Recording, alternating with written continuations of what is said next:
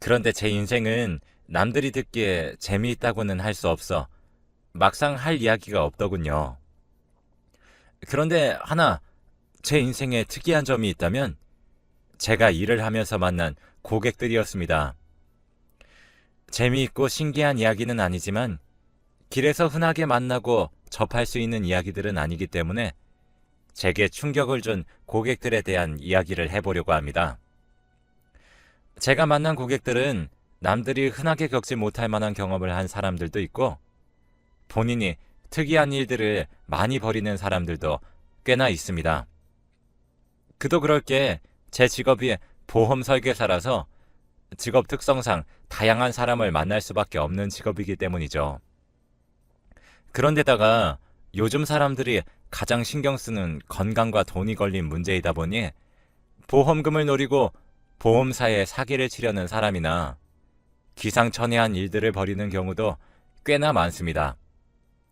그리고 이 업계에 오래 있다 보니 돈에 눈먼 사람이 어떻게 되고 돈이 사람을 어디까지 망가지게 하는지를 볼 수 있었습니다. 사람의 추악한 모습들이죠. 그런 것들을 많이 보게 되었습니다. 저는 평소에 사람들을 만나는 것을 좋아하고 전문직을 하기에는 특별한 기술이 없어 가볍게 생각하고 이 일을 시작하게 되었지만 세상에는 정말 별의별 사람들이 다 있더군요.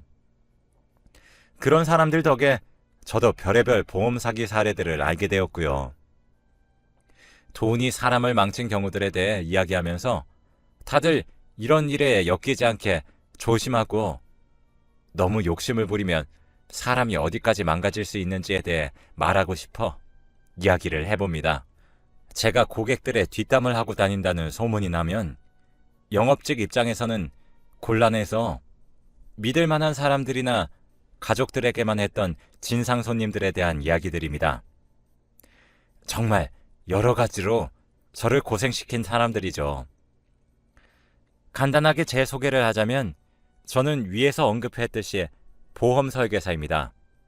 나이는 올해로 49입니다. 내년이면 쉰이라니 세월 참 빠르네요. 특히 작년은 코로나다 뭐다 하며 정신이 없어 더 빠르게 1년이 흘러간 것 같아요. 그리고 저는 두 아이의 엄마이기도 합니다. 이거 외에 딱히 소개할 말이 없네요. 계속해서 이야기를 이어나가자면 저는 꽤 오랫동안 보험 설계사로 일을 했다고 자부할 수 있습니다. 사람 만나는 걸 좋아하다 보니 이 일도 오랫동안 할 수 있었던 것 같네요. 일한 기간이 긴 만큼 저는 정말 많은 사람들과 만났습니다. 가장 먼저 얘기하고 싶었던 건 주위에서 가장 흔하게 발생해서 제 기억에 남았던 일이에요. 주로 젊은 남자들이 보험금을 타기 위해 자주 사용하는 수법인데 바로 자해 공갈이죠. 저는 젊어서 고생하면 늙어서도 고생한다고 생각을 하고 있기 때문에 자기 몸을 걸고 그런 일을 하는 것이 너무 이해가 안 가지만 보험을 많이 들어놓으면 보험금이 꽤 나와서 생각보다 자주 발생하는 사례입니다. 다행히도 요즘은 길이나 차에 CCTV나 블랙박스가 많아져서 사건을 조작하려는 시도를 해도 거짓말인 게 금방 들통나기 때문에 많이 발생하지 않고 있지만 CCTV나 블랙박스가 지금처럼 보급되기 전에는 꽤나 자주 발생했던 일이었습니다. 오토바이나 자동차에 치이는 척하는 게 가장 흔한 수법이고 요즘은 블랙박스를 의식해서인지 블랙박스를 달기 힘든 자전거나 전동 킥보드를 노리는 사람들도 덜어 있어요. 그리고 요즘 번화가나 도로에서 전동 킥보드를 자주 볼 수 있기도 하고 조금만 복잡한 곳에서 제대로 된 대책도 없는 전동 킥보드에 치이는 척을 하면 정말로 사건이 발생한 건지 구분할 방법이 없습니다. 그리고 제가 이런 방법을 젊은 남자들이 자주 시도한다고 말한 이유는 일단 몸이 건강하기 때문에 만약 다치더라도 금방 회복할 자신이 있으니 자기들의 건강만 믿고 시도하는 경우가 많기 때문입니다. 그러다가 잘못돼서 크게 다치면 후유증이 남을 텐데 말이죠. 그렇게 다친 척을 하거나 실제로 다친 몸을 이끌고 자동차나 전동 킥보드를 운전한 사람에게는 합의금을, 보험회사에서는 보험금을 뜯어내려고 하죠. 옛날에는 이런 사건에 관련된 법도 보험 조항도 거의 없었다 보니 보험사 측에서 돈을 지불하지 않아도 되는 경우임에도 불구하고 억울하게 돈을 지불하는 경우도 덜어 있었죠. 하지만 요즘은 관련 법이나 조항이 생겨나고 있어서 아무리 자기는 억울하게 다쳤다고 주장을 해도 의심스러운 정황이 있고 조사를 했을 때 거짓말이라는 것이 들통나면 보험금을 받아내기 힘듭니다. 그리고 보통 이런 짓을 하는 사람들은 굉장히 뻔뻔한 사람들이 많은데 제가 자해를 하는 경우는 보험금을 드릴 수 없다고 아무리 설명을 해도 그저 바닥에 드러누워 떼쓰는 5살짜리 아이처럼 굴며 보험금을 달라고 하는 경우까지도 있었죠. 솔직히 고객만 아니었으면 정말 한 대 쥐어받고 일해서 돈을 벌 생각을 해야지 사기를 치고 앉았냐며 잔소리를 한바탕 하고 싶을 때가 한두 번이 아니었죠. 가끔가다 정말 징글징글할 정도로 말꼬리를 잡고 늘어지는 경우도 있었는데 이런 사람들은 짧게라도 보험 쪽 일을 했던 사람인 경우가 많더군요. 조금이라도 보험에 대해 알고 있다 보니 보험 조약을 철두철미하게 조사해서 자기가 빠져나갈 구멍을 만들어놔요. 이런저런 설명을 하면 전부 반박하면서 팍팍 우기는데 이렇게 말싸움을 하면서 시간을 보낼 바에야 그냥 이 돈 먹고 떨어지라고 말하고 싶은 수준입니다. 그래도 제 돈인 것도 아니고 보험사에서 지급하는 돈이기 때문에 그렇게 하고 때려치울 수는 없지만요. 하지만 이런 사례는 자기 몸에다가 하는 거니 양반인 편입니다. 그래도 이 사람들은 그저 자기가 직업을 찾아 직접 일해서 돈을 벌기는 싫지만 한방 크게 벌고 싶다는 생각은 가득한 게으른 사람들입니다. 남한테 크게 폐를 끼치지도 않아서 그냥 저만 귀찮고 제 선에서 끝날 일이거든요. 하지만 아마 제가 이어서 말하는 이야기를 들으시면 다들 몸서리치며 끔찍하다 생각하게 될 겁니다. 그 다음은 자기 몸이 아니라 자기 자식을 악용해 돈을 벌려는 악독한 인간들에 대한 사례이기 때문입니다. 저도 자식들을 키우고 있는 입장이라 이렇게 자기 아이를 가지고 장난질을 칠 경우에는 너무 끔찍하게 느껴지더라고요. 어떻게 자신의 자식에게 그런 짓들을 하는지 모르겠습니다.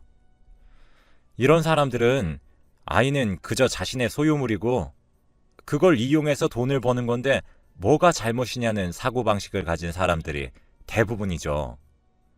부모로서의 자격도 없고 그저 자신의 소유물 또는 물건을 대하는 정도밖에 없더군요. 이런 사람들은 아이를 어떻게든 이용해서 보험금을 타먹으려고 파락을 합니다. 처음 보험에 가입할 때엔 아이가 자주 다쳐서 자기 자식이 걱정돼서 그런다며 거짓말을 쳐서 보험사들의 눈을 가리고 아이 앞으로 거액의 보험을 잔뜩 들어두고 열심히 돈을 내다가 아이를 다치게 해서 보험금을 타냅니다. 정말 끔찍하지 않나요? 아이가 다칠 수도 있는 상황에서 아이부터 보호하려는 보통 부모들과 달리 아이를 위험 속에 방치해서 아이가 상해를 입을 만한 상황을 만들어서 병원에 입원을 하게 만들어서 보험금을 타먹을 생각뿐입니다. 정말 어떻게 자기 자식한테 그런 짓을 할 수 있는지 저로서는 이해를 할 수도 없었고 이해하고 싶지도 않아요. 부모라는 사람들이 어떻게 그럴 수가 있나요? 사람의 가족을 뒤집어 쓴 쓰레기들이죠. 다행이라고 해야 할지 저는 이런 일은 많이 겪진 않았어요. 딱 2번 정도 있었는데 정말 2번 다시 하고 싶지 않은 경험이었습니다.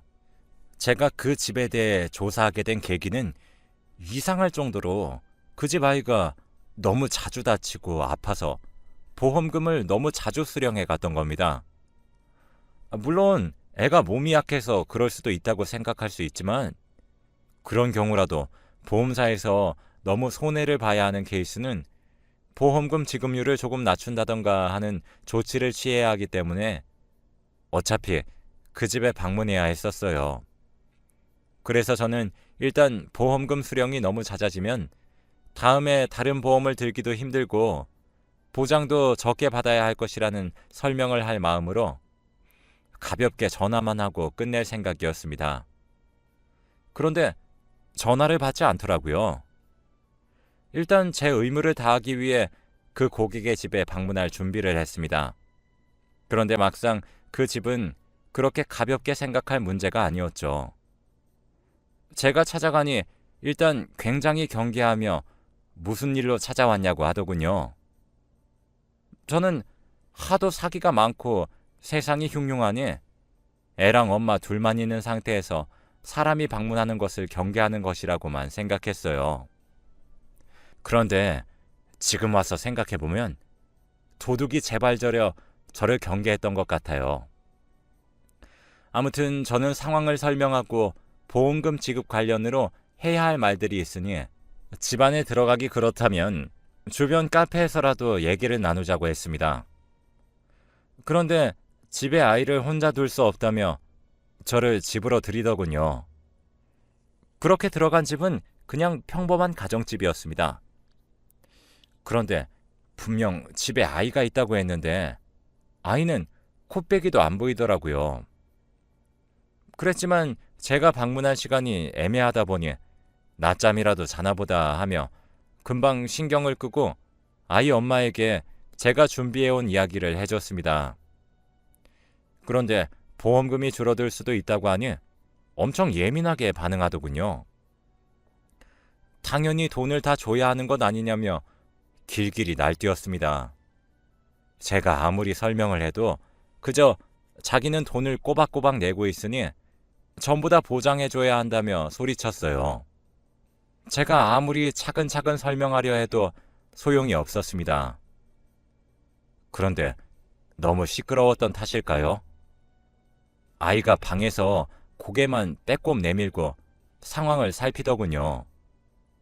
그런데 고개만 살짝 나온 상태인데 아이의 몸이 왜소한 편이라는 것은 한눈에 보이더군요. 아이들 특유의 통통한 볼살도 거의 없고 굉장히 불안해하고 우울한 얼굴이었죠.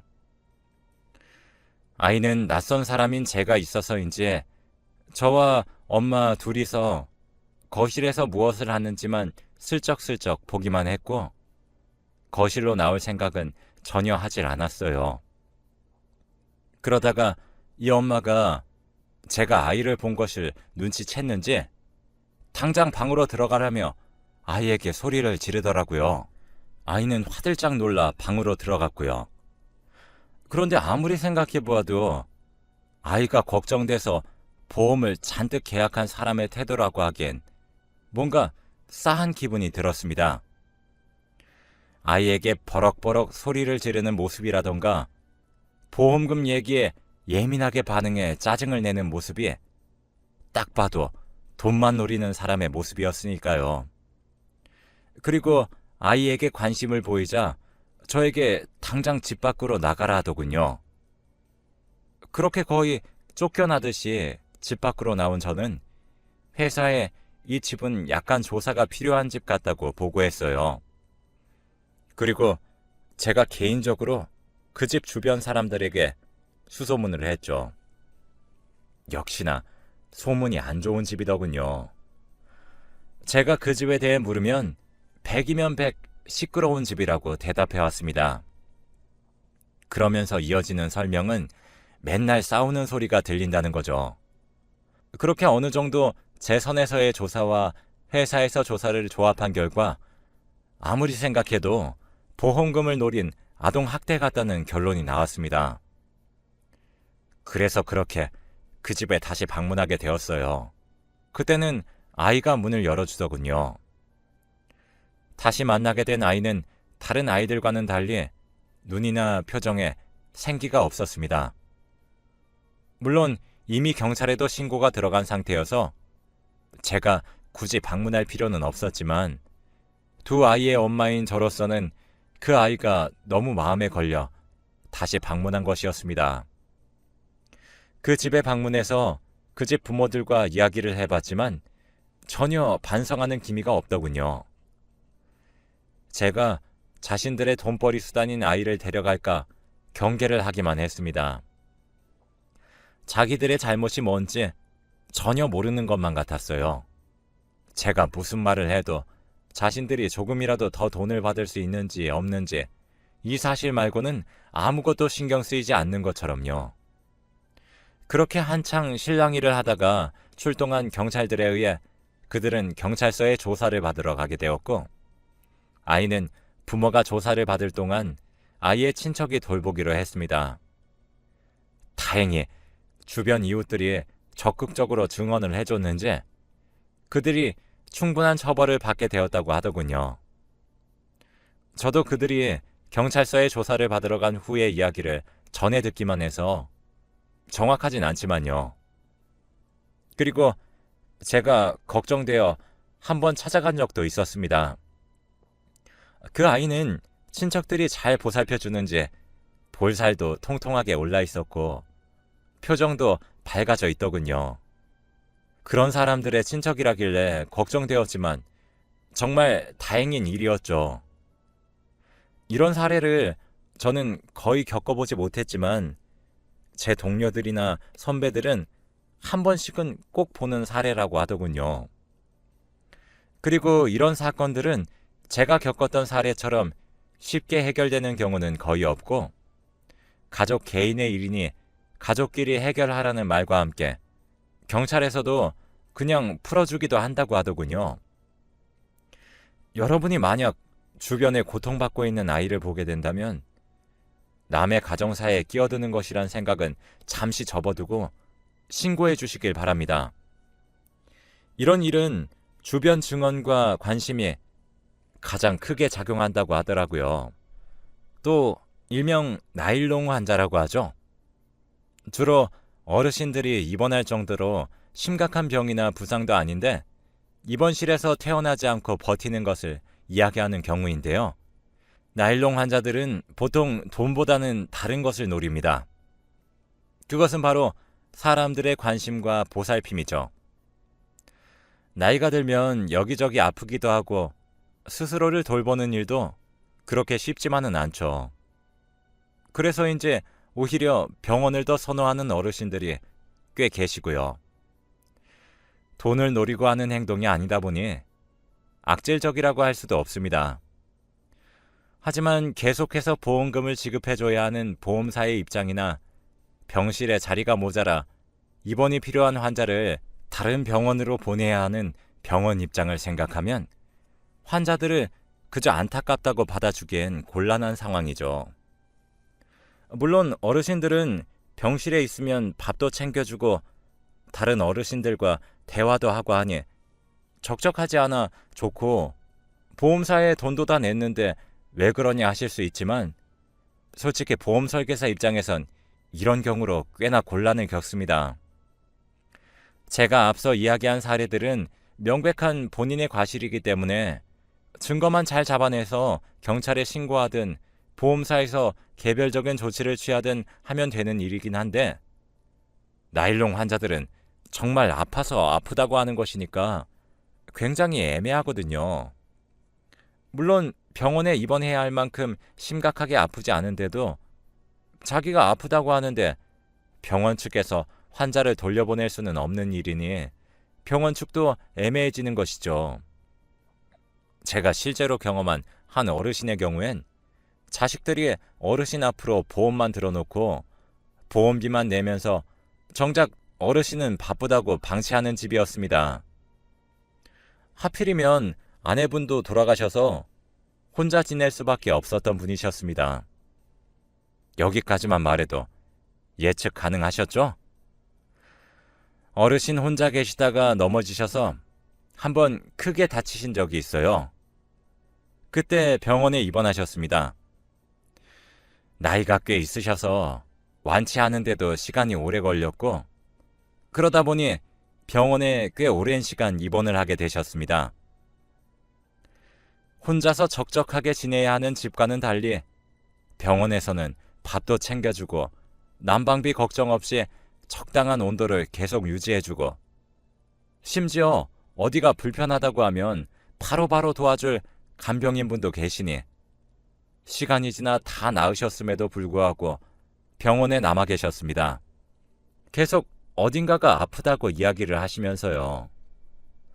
그리고 병원에는 비슷한 나이대의 어르신들도 같은 병실에 여러 명 계시니 편하게 이야기 나눌 수도 있고 해서 더 좋으셨나 봅니다.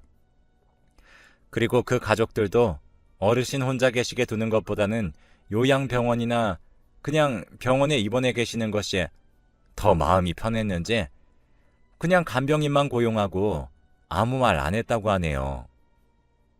그런데 그분은 요양병원이 아니라 일반 병실에서 그렇게 오래 버티시는 게 문제가 되었던 건데요. 저도 제 일을 해야 하다 보니 어르신이나 보험금을 내고 있는 그 자식들에게 정확한 사정을 듣고 보험금 지불 문제와 새로운 보험 권유를 위해 정보 수집이 필요했습니다. 그래서 어르신께 조심히 왜 요양병원이 아니라 일반 병실에 계시냐고 여쭙자 주변에 있는 요양병원들이 자리가 다 차서 들어가기도 힘들고, 만약 들어가게 된다고 해도 거기서는 다 늙어 빠져서 죽는 날만 기다리는 느낌이라고 싫다고 하시더군요. 저도 나이가 있다 보니 부모님들 연세도 꽤 있으신데 저희 부모님께 여쭤보니 부모님들도 웬만하면 집에서 지내고 요양병원은 치매 걸려서 자식들한테 너무 민폐가 되는 경우에만 들어가고 싶다고 말하시더군요. 그리고 요양병원은 정말 치매가 걸리거나 혼자서는 거동도 불편한 오늘 내일 하는 사람들만 가는 곳이라고 생각돼서 괜히 거부감이 든다고도 말씀하셨습니다. 그 얘기를 들어보니 요양병원에 대해 그런 생각이 있으면 당연히 가기 꺼려질 것 같았습니다. 하지만 그 마음을 알겠다고 지급할 필요가 없는 보험금을 줄줄 세게 만들 수는 없었기 때문에 어르신을 설득해야만 했습니다. 어르신이 설득되지 않으면 직접적으로 다달이 보험금을 내고 있는 그 가족들이라도 설득해서 일을 해결해야 하는 것이 제 입장이었습니다.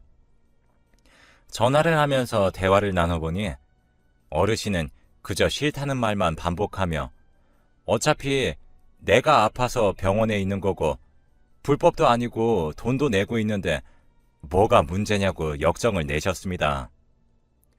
그 집 자식들도 같은 입장이었고요. 저는 제가 설득할 대상을 어르신의 자식들로 바꿔 계속 이런 식이면 보험사에서 지원해 줄 수 있는 보험금이 줄어들 수밖에 없다고, 다른 보험으로 바꾸려고 해도 불이익이 있을 수밖에 없다고 이야기했습니다. 그 자식들은 불이익이 있을 수도 있다는 소리에 마음이 바뀌었는지 자기들끼리 얘기해 본다고 어르신도 자신들이 설득하겠다고 이야기하더니 며칠 뒤 저에게 전화가 왔습니다. 어르신은 요양병원으로 병실을 옮기게 되셨다고요. 그러면서 보험에 대해 이야기를 조금 하고 잘 마무리되었습니다. 이런 경우는 솔직히 저도 어르신들의 입장을 충분히 이해하고 있기 때문에 저도 마음이 참 아프지만 보험이 자선 사업이 아니어서 어쩔 수 없는 부분이었습니다. 제 이야기는 여기까지입니다. 다들 올 한 해도 코로나 조심하시고 건강하게 보내시길 바랍니다. 다음에 재미있는 이야기가 생기면 다시